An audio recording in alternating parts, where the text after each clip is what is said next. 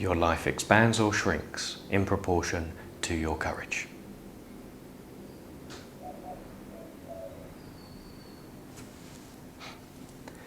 So if we understand that cultivating this virtue of courage is incredibly important, how do we go about it?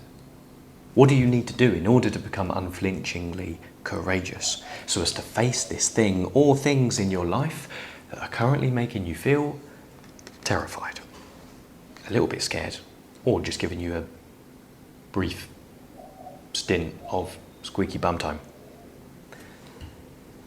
There is something in your life that you are currently avoiding because it is making you feel afraid.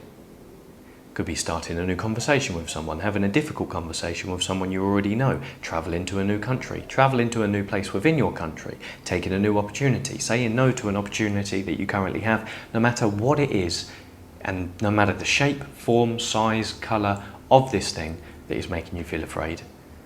What you need in order to face it is unflinching courage. But again, how do we go about cultivating this? Well, in my experience, the way to cultivate unflinching courage is through the understanding of 10 simple but potent principles.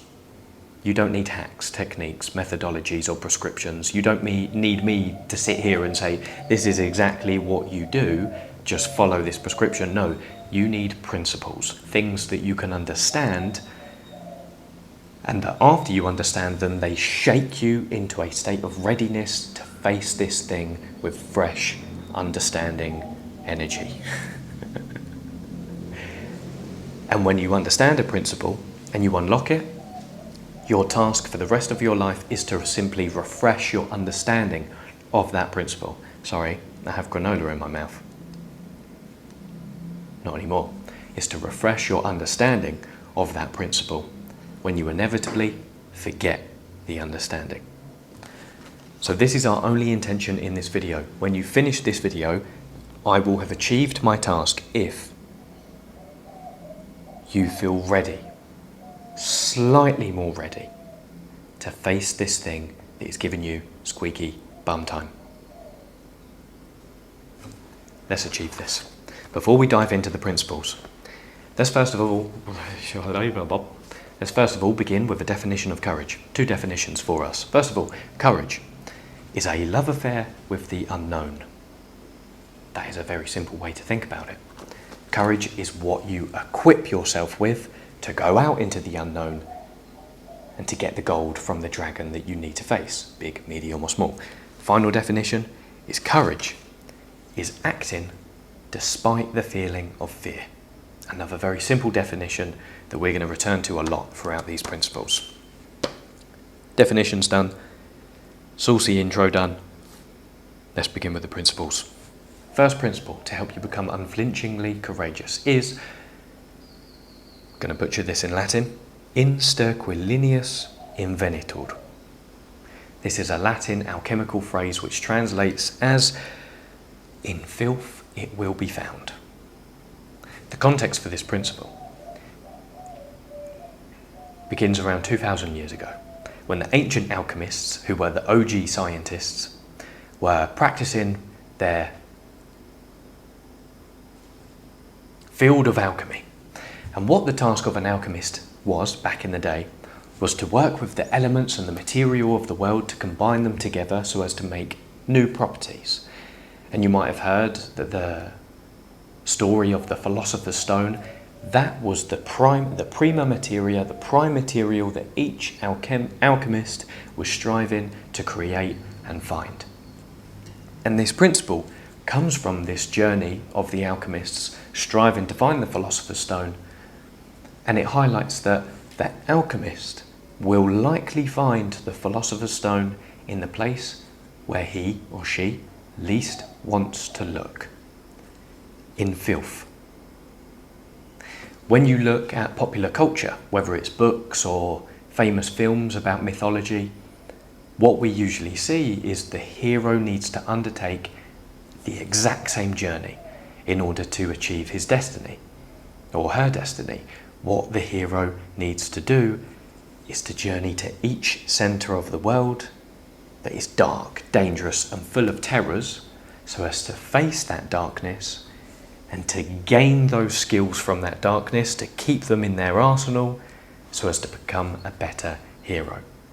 But in each one of these mythological stories, naturally so, the hero never wants to go to the Badlands, the Darklands, or the darkness. Why? Well, because why would you wake up one day and say, do you know what? I fancy a bit of chaos. Let's go out and slay some dragons. The hero is always reluctant, which is why, mythologically speaking, he usually requires the mage, usually in the form of the feminine, to look at the hero and communicate a very subtle signal or message. You're good, but you can do better. And you know exactly what you need to do in order to be better and to take that next step. Find your fears and go there. But what might I find? The hero might ask the mage, who's saying all of this mysterious, or saying all of these mysterious things to him. Well, the mage would reply, I'm not 100% sure, but you need to travel to this dark area of the world in order to complete this quest.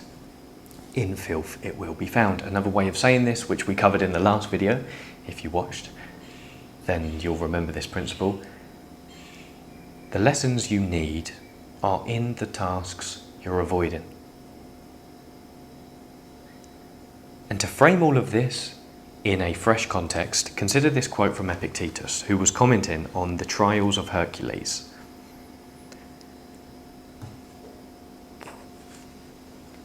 What would have become of Hercules if there had been no lion, hydra, stag or boar, and no savage criminals to rid the world of? What would he have done in the absence of such challenges?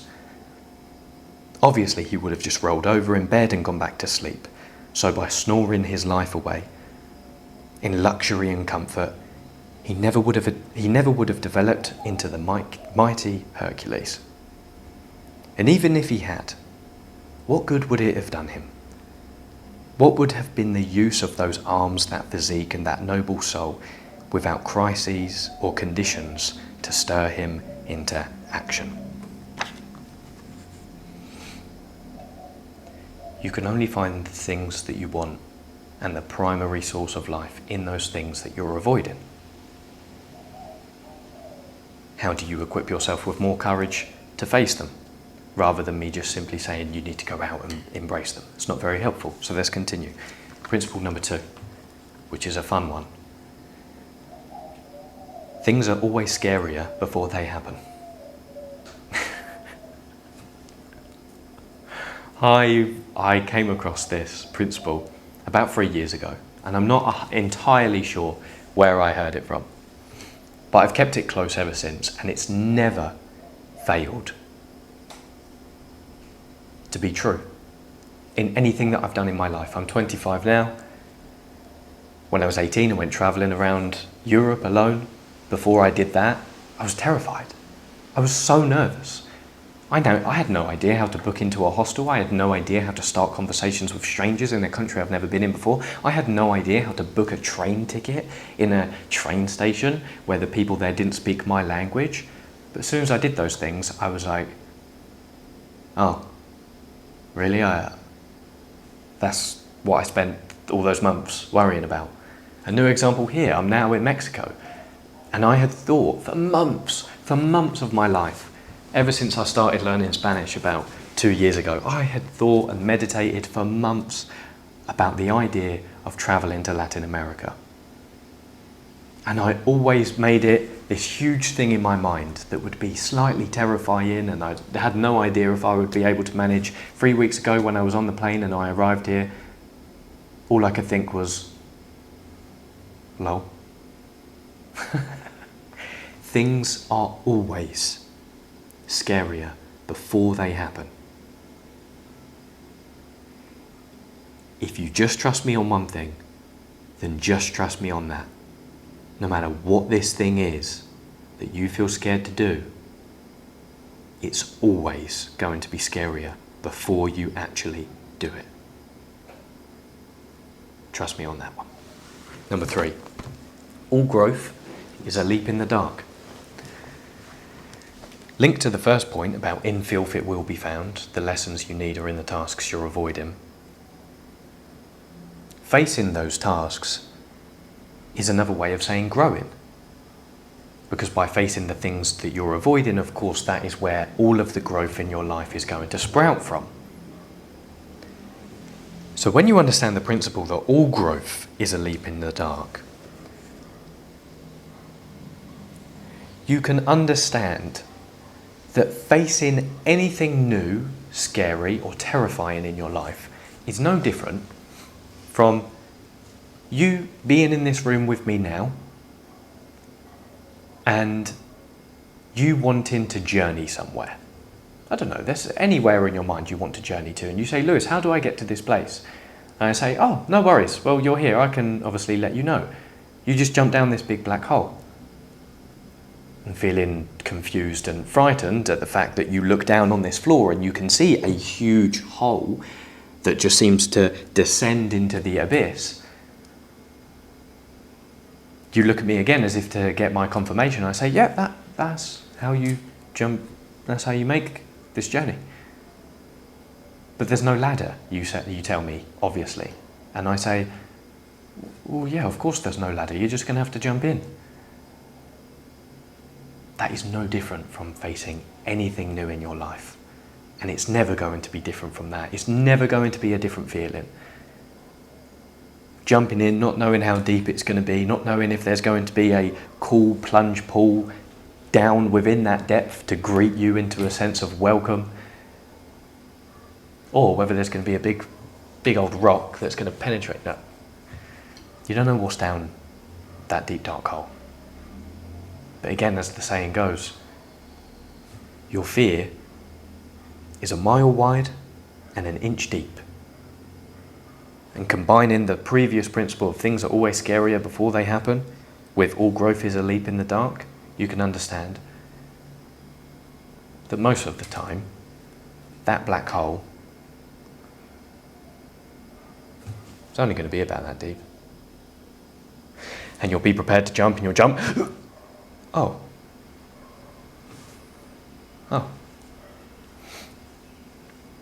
Well, that was easier than I thought. All growth is a leap in the dark. To use a quote from the poet, English poet, John Keats, I leaped headlong into the sea and thereby became better acquainted with the surroundings, the quicksands and rocks, than if I had stayed upon the green shore and took tea and comfortable advice. Would you like to take tea and comfortable advice, or jump into this big dark hole? That's where your growth is. Wherever the leap in the dark is, that is where your growth is. Number 4, faith in yourself isn't holding on to yourself, but letting go.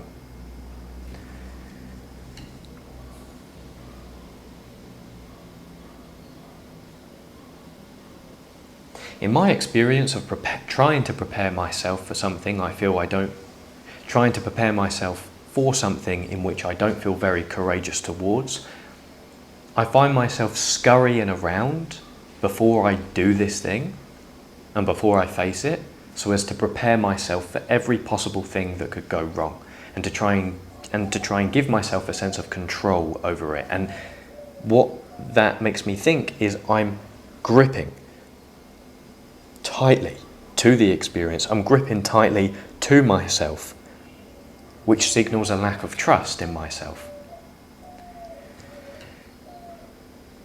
Because although a lot of people, especially within the spiritual space, give the advice of you just need to let go, you need to stop trying, you need to just let go of yourself, it never really sinks into you with a sense of understanding, because it's very vague telling people to let go. So what does it mean? Another way of saying let go is to cultivate more trust in yourself to be able to deal with whatever you face. In the words of the British philosopher Alan Watts, whatever happens, you'll probably have to improvise. And failure of nerve is really failure to trust yourself. You have a great endowment of brain, muscle, sensitivity, intelligence. So trust it to react to circumstances as they arise. An incredible way to increase your confidence and your courage to face something that's giving you squeaky bum time is to just trust that you'll be able to spontaneously react when you're facing this thing. You don't have to run around like a headless chicken preparing, because we know how that goes. It's no different from decision making. A lot of the time we busy ourselves trying to prepare ourselves before we make a decision and trying to think about the best case and worst case scenarios. All up until the time comes to make the decision, we forget everything that we've done and we just make a snap decision. So it goes with trust in yourself. You can sit in your comfort and room or whatever physical environment you have that gives you comfort, trying to imagine in your mind how this thing is going to go X, Y, and Z, and how it's all going to plan out. But again, that's not trust in yourself. Trust in yourself is just facing it with the understanding that when you face it, you'll be fine. Good and bad. No matter what happens, you'll be able to react spontaneously within the moment. And best case scenario, double whammy here, when you allow yourself the opportunity to face things as they spontaneously arise, that is when you feel most alive. We have come from a lineage, ancestral. We've got, what am I saying? We have come from ancestors whose primary focus each and every day was to wake up and to react to stimuli as they arose. Quick, sharp, quick-witted thinking, on their feet all of the time. You already have that mechanism within your brain and your biology. You're capable to react to things as they happen without preparation. Put that trust in yourself and you'll reclaim your courage. Number 5. 3 more before we get into the 3 final principles, because we've split them up. The 3 final ones are a little bit different. Principle number 5. Whenever you're about to do something that is making you feel afraid, I want you to tell yourself this as a mantra. It feels scary because it's unfamiliar, not because I'm incapable.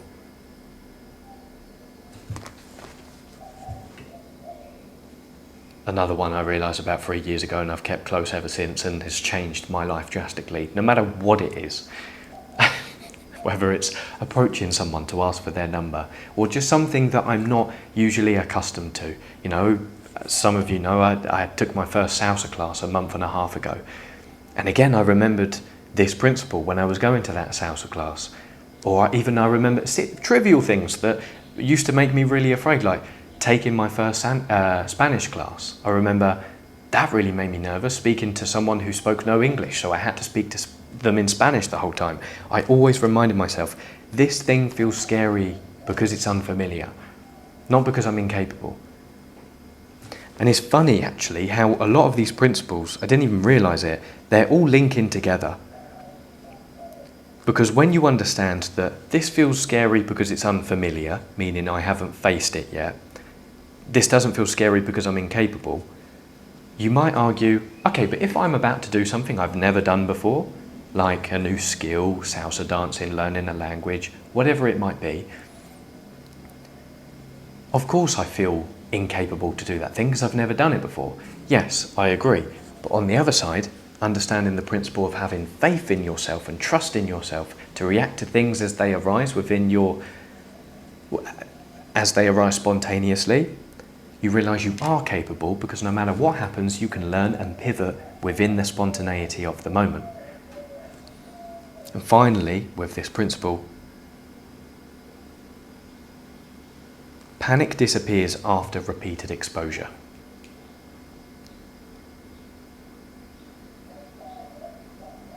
So this thing that is making you feel afraid is making you feel afraid because it's unfamiliar. But the more you do it, the more familiar it becomes. The more familiar it becomes, the more your panic decreases. The more your panic decreases, the more your confidence increases. Facing anything is never a lose-lose. It is always a win-win. Moving on. Number 6. The fears you don't face become your limits. So when you do face them, you are freeing yourself from mental incarceration. I put this principle down with the risk of it sounding very cliche, like, oh, you know, face your fears and all of that. But I put it down to offer you a mental shift to understand that when you do face something, even though you feel afraid to do it, you're freeing yourself. So it is an act of self-service. And again, understanding the quote we opened this video with, your life expands or shrinks in proportion to your courage. That's why. That is the explanation of that quote, this principle. The fears you don't face become your limits. So the more things you avoid, the more constricted your life becomes. The more things you face, the more expansive your life becomes. And I think this highlights one more thing as well, which is you're always going to be living in a cage in life. Your mind is always going to create a cage. It's always going to come up with new fears, and it's always going to come up with new unexplored territory. But the more you face things, the bigger that cage becomes. So it becomes a case of you can never get rid of the cage. You're always going to be in the cage, but you can control how big or small that cage is.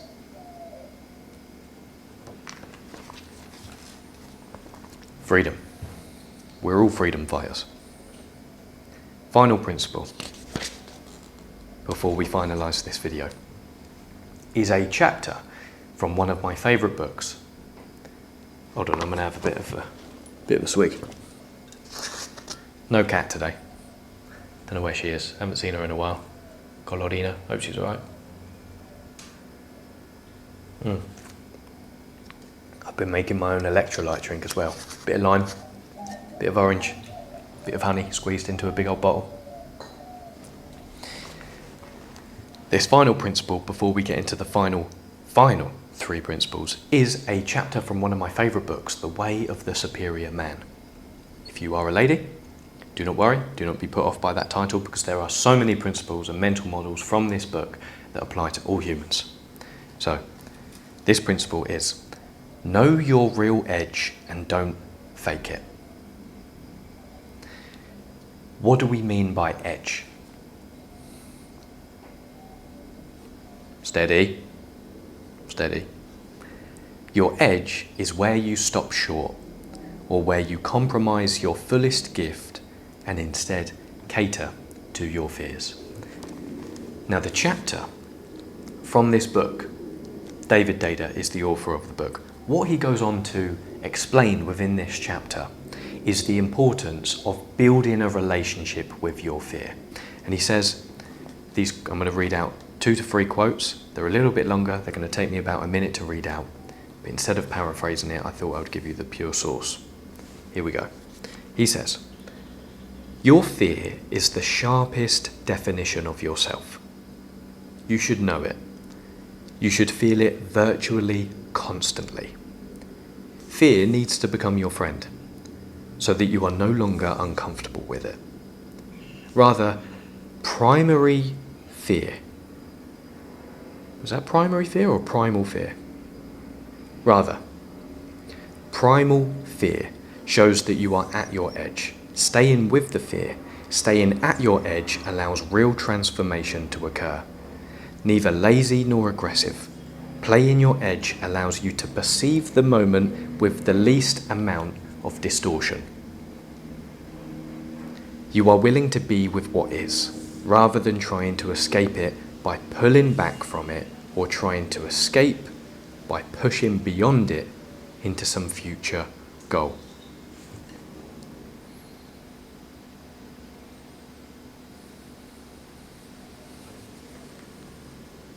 We continue. I had some thoughts I was going to expand, but I might as well finish. Honour your edge. Honour your choices. Be honest with yourself about them. Now this is the interesting part. A fearful man who knows he is fearful is more trustable than a fearful man who isn't aware of his fear. And a fearful man who still leans into his fear, living at his edge and putting his gift out from there, is more trustworthy and more inspirational than a fearful man who hangs back in the comfort zone, unwilling to even experience his fear on a day-to-day level. A free man is free to acknowledge his fears without hiding them or hiding from them. Live with your lips pressed against your fears, kissing your fears, neither pulling back nor aggressively violating them. Own your fear and lean just beyond it in every aspect of your life, starting now.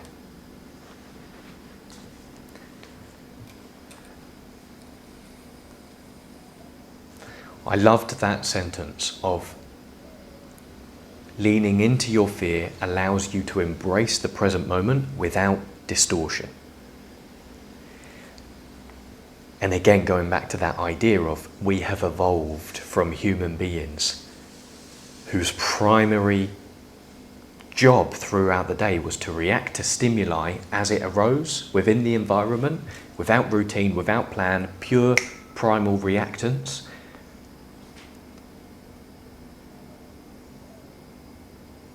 Linked to this, we can understand that when we lean into our fears, that is when we feel most alive. And by the nature of leaning into your fears, you develop a relationship with them whereby you interpret your fears as feedback for where your courage is calling you to bare your arms. Analyse your life. What are the things I fear? There's 3 things in front of me right now. These are 3 opportunities to cultivate courage. Because, always remember, returning to the definition of courage, courage is the ability to act despite feeling fear. Now your fear becomes incredibly useful. The call to arms. And the call to cultivate that courage. I love that part of the book. Such a great book. I really recommend you read it, The Way of the Superior Man. And I love the idea that a man who knows he is fearful and admits it is much more trustworthy than a man who denies that he's fearful. I love that idea because I see it in myself as well. Sometimes, I think it's because when I was young, when I was about 16 or 17, I read a lot of spirituality books and I had it drilled into me that you should never say, you should never associate with your emotions or your thoughts, and you should always maintain the perspective of the observer, in the sense of, don't say, I am afraid, say, I feel afraid. Or even some people would argue it's bad to label your emotions at all because you give power to them. So I noticed that sometimes if I want to face something that's currently making me feel afraid, I'll delay the process so much longer because I'm not admitting to myself that this thing makes me feel afraid. It's probably a very machismo thing of, I ain't got any fears, you know me, fresh as a dove and all that. But now I'm realising the complete opposite is true. The more willing I am to admit that something is making me feel afraid, I'm not sure why, but that then gives me permission to face it. And I now no longer lie to other people about whether something makes me feel afraid or not. I openly admit it. I'm not going to lie, I'm actually quite nervous right now. I had a salsa lesson the other day with a new tutor, and we began the salsa lesson. We hadn't danced with each other yet. She's a lovely lady. She's about 40 years old, Milefsa. I can't pronounce her name, and we began the session, and she said, "Okay, I'll tell you what, Lewis, I'm going to close my eyes, and I would like you to just lead me however you want in the dance, so I can assess your level." And before, I would have said, "Okay, yeah, no worries," and I would have pretended that I was a lot more confident than I was. But within that moment, I said, "Wow, okay, that makes me feel a little bit nervous." But by letting her know that I felt nervous, I then stepped into a energy of authenticity where I was now working in congruence with myself. This thing we speak about so much, congruence. What you think, what you say, what you do, and what you feel is all in alignment. I struck an agreement of congruence with myself, and it made the dance so much better. And I felt a lot more humble for it as well, rather than not admitting that I actually felt afraid. Went a bit off cue there. And finally, the reason why leaning into your fears works is because, to quote Mark Manson, being open with your insecurities paradoxically makes you more confident and charismatic around others. The pain of honest confrontation is what generates the greatest truth and respect in your relationships. Suffering through your fears and anxieties is what allows you to build courage. Remember what we keep saying? Your fears are the feedback that you need to pay attention to, because they let you know where the opportunities in your life are to cultivate courage. So by admitting that you are fearful, you are giving yourself the opportunity to cultivate courage. If you don't admit, no courage. Final 3 principles. As we always do, we need a backup plan. If none of these principles that we've covered so far work, and you do face something, and it goes all tits up, you fail, you embarrass yourself, you make a mess, you spill milk all over yourself. Whatever happens, you lose a leg, keep these final 3 principles in mind. It's either a good time or a good story. I love this one because it frames anything you do in life as a win-win. To quote the Persian poet Rumi, live as if everything is rigged in your favour. And even just understanding the simple principle of it's either a good time or a good story, you give yourself more permission to try things, because even if you do really, really embarrass yourself and this thing goes horribly wrong, what a great story to tell other people. I've kept that principle very close in the sense of, in the context of, if I'm ambivalent towards making a decision. I have allowed myself to become a lot more decisive by keeping that principle close at hand, because I understand if I'm ambivalent towards making this decision, usually that means no if I'm hesitating. But if I make this decision anyway and it goes wrong, well then, I'll have a good story to tell at my next social gathering. Number 2, second to last, whenever you do fail, it is simply the price you pay for growth. That is probably the most cliche thing we've said all day. Again, I hesitated to write that down. Anytime you fail, you've paid the price for learning. That is the way I frame failure, because sometimes I'll admit I do put a lot of expectations on myself to learn new things. For example, whether it's me learning Spanish or practicing my salsa skills or learning any new skill in general, no matter what I do, I put a lot of pressure on myself to do it really well, which means if I do anything less than well, I torment myself in my head.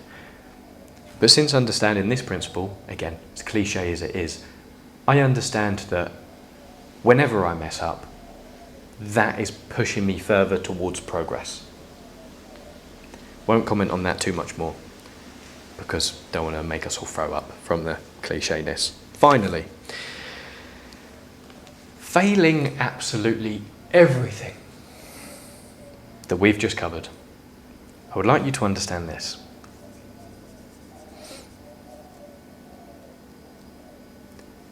Sometimes the fear doesn't go away.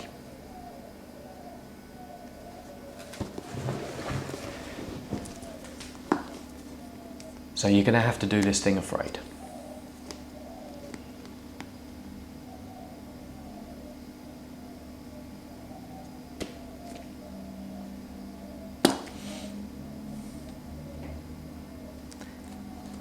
Sometimes you just got to bring the fear along with you. It's courage that is going to push you out the door. But again, remember, that doesn't mean that the fear is ever going to go away. So hopefully that allows you to develop a slightly different relationship with fear, no matter what it is you're currently afraid of.